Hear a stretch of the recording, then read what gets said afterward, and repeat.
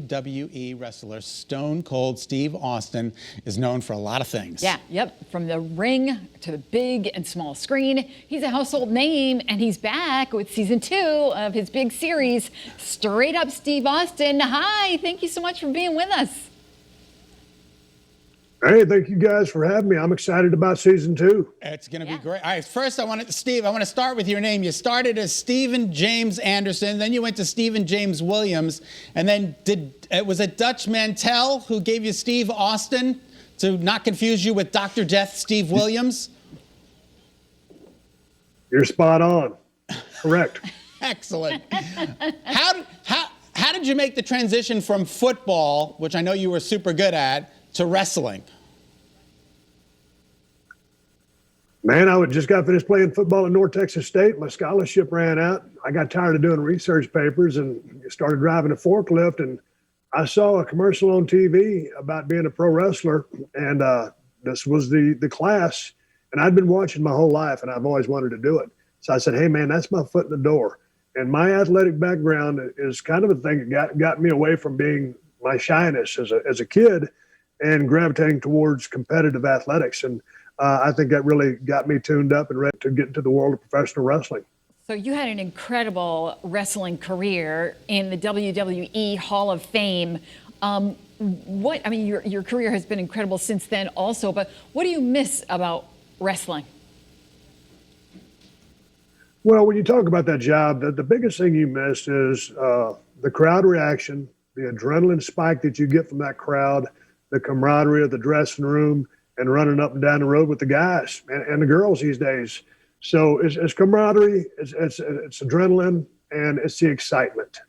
I can't imagine. I know you went to Edna High School. You were a shy kid back in school? Yeah, man, hell, I'd get my sister to call up Dairy Queen and order my food for me when we place a to-go order. I was always just kind of, that's the way I was as a kid, and my brothers and sisters and everybody knows you tell you the same. But, once I found athletics, I think that kind of started, helping me build my confidence. And that's what I used to kind of fuel me. All right. There's no studio. There's no couch. There's no cue cards for the show. How do you handle that? I mean, without a cue card, I'm lost. Man, I tell you what, I know. So like I'm walking and chewing gum at the same time, and on top of that, I'm juggling. Because a lot of times during the show, I'm driving a car or a vehicle. I'm talking to my guest.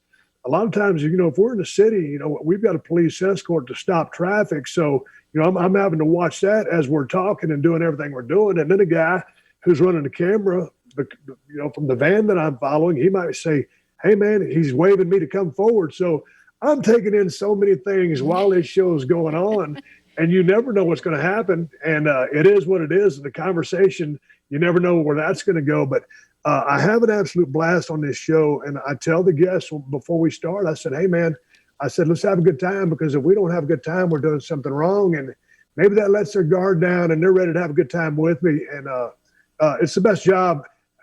I really enjoyed pro wrestling. But since I don't like memorizing things and I like to ad lib and just let it fly, this show has been a blessing for me, and I'm happy we're into season 2 and very proud of it, and happy that we were fortunate enough to get it in the can.